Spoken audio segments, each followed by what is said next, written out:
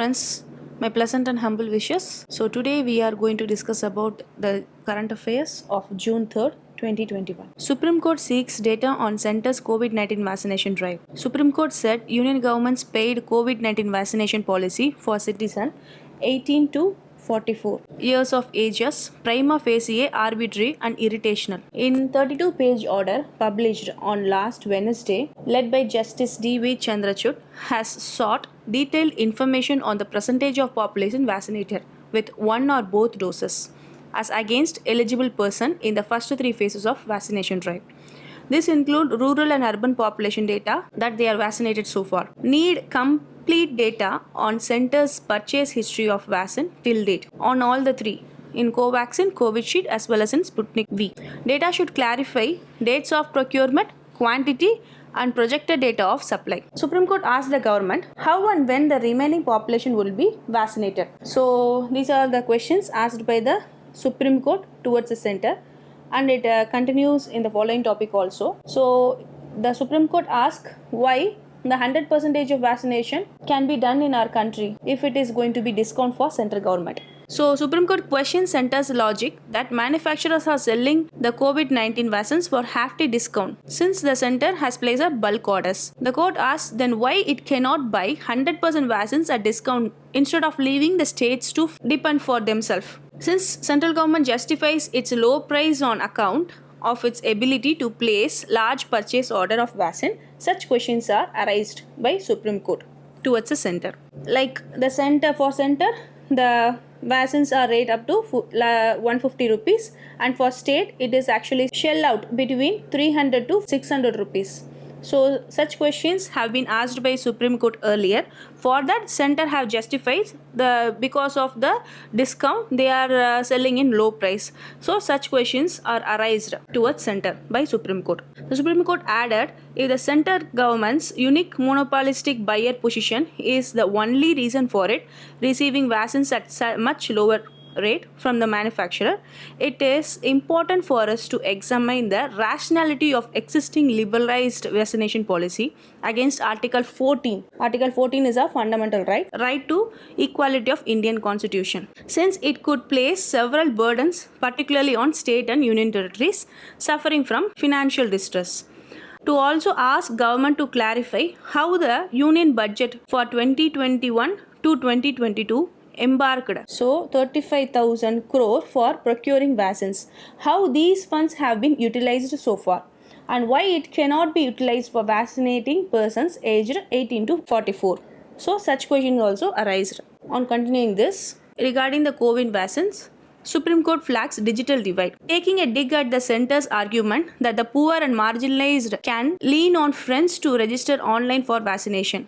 Supreme Court said even the digitally literate are finding it hard to get vaccine slots on COVID. A vaccination policy exclusively relying on the digital portal for vaccinating a sufficient population of this country between the ages of 18 to 44 would be unable to meet its target of universal immunization owing to such a digital divide. It is marginalized sections of society who would bear the burden of this accessibility barrier. This could have serious implications on fundamental rights of equality, that is Article 14 of our Indian Constitution, and right to health of person within the above age groups. So this is actually said by Justice D.Y. Chandrachud, that the 32-page order released on last Wednesday. Let us move on to the next topic about Cabinet approves Model Tenancy Act for circulation to states and union territories. If passed by states and union territories, it will prescribe norms for lease agreements, deposits and dispute handling and other aspects of rental properties. So Union Government on Wednesday approved the Model Tenancy Act to be sent to states and union territory to enact legislation or amend law on rental properties. This meeting was chaired by our Honorable Prime Minister Narendra Modi. This will help overhaul the legal framework with respect to the rental housing across the country, which would help spur its overall growth. It will enable creation of adequate rental housing stock for all the income groups, thereby addressing the issues of homeless. The model, if passed by state and union territory, would prescribe the norms for lease agreements, deposits, dispute handlings and other rental aspects, and enabling institutionalization of rental housing by shifting it towards the formal market. So it unlocks vacant houses for rental purpose, includes private participation in addressing the huge house storage. Among the provisions, Model Act is a cap of 2-month rent security deposit to be paid by tenants for the residential properties and 6-month rent for the non-residential spaces, and appointments of rent authority to settle disputes in each district, and mandatory for to be written agreement between the property owner and the tenant. Draft Act has been published by the Union Housing and Urban Affairs Minister in July 2019 and sent to state for feedback. Actually, in this we have to note that in certain amendment, the central government needs the ratification from the states as well as the union territory. Amendment to certain articles require special majority as well as ratification by states provisions to Article 368 lays down says the rules. Ratification by state means that there has to be resolution to that effect by 1/2 of the state legislature. So this is a point to be noted in this topic. Let us move on to the next topic. Center tells state to split rural job scheme wages into separate categories for SC, STs and others. So Government of India has divided to provide separate budget heats for SC, STs category under MG Narega, that is Mahatma Gandhi Rural Employment Guarantee Scheme, for wage payment. The existing system for wages under the scheme is only one type, that is no category wise provision of wage payment, said the advisory sent by Rural and Development Minister. But the criticism which is actually occurring in this is this will unnecessarily complicate the payment system and express fears that it may lead to reduction in the scheme funding, which is actually to be simplified. All the Narega workers have same rights. Separating them into 3 groups for purpose of budgeting and wage payment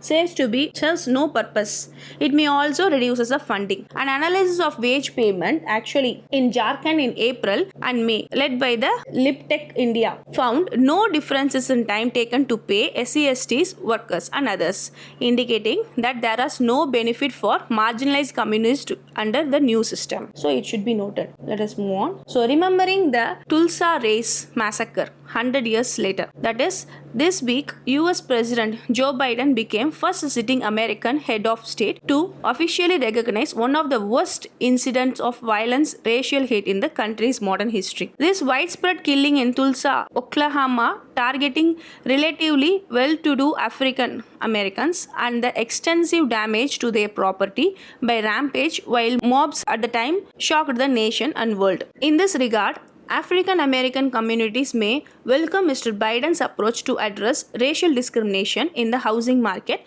by issuing new rules on fair house practice and curbing inequalities in the home appraisal process, and to close gap between African American communities by new economic opportunities for minorities. So it is actually we are expecting from this new government. So let us move on to the next topic. Piyush Goyal ask industries associations to prepare protocol checklist for possible third COVID-19 wave. Commerce and Industry Ministry Piyush Goyal have called upon industry association to prepare a comprehensive checklist that needs to be followed for possible third COVID-19 wave to deal with crisis. He also suggested them to help the children impacted by the pandemic. He added, it is expected from industries association to draw upon the lesson learned from the past experience to meet the present and future challenges. Let us move on to the next. India to vote for Maldives in United Nations General Assembly President election next week. India will support Maldives Foreign Minister Abdullah Shahid at the election for the President of General Assembly PGA in UN next week, a decision which will disappoint another close neighbor, our neighbor Afghanistan, which has former running minister Zalmay Rasool in the running. The election to be held on June 7. And in this current contest, we are expecting that China would support Afghanistan official. So while most countries have not disclosed vote yet, India has confirmed its support to Maldives during the virtual meeting between External Affairs Minister S. Jaishankar and Mr. Shahid in August 2020, and Foreign Secretary Harsh Shingla had made a public statement during a visit to Mal in November last week. Hope this video is very useful. I would like to say that our academy war Main and rule is coaching students in various exams like NEET, TNPSC, UPSCs, as well as we are tutoring students from class 6 to 12 in all subjects. One-to-one student coaching is also available at students' preferable timing. For further detail, refer the description.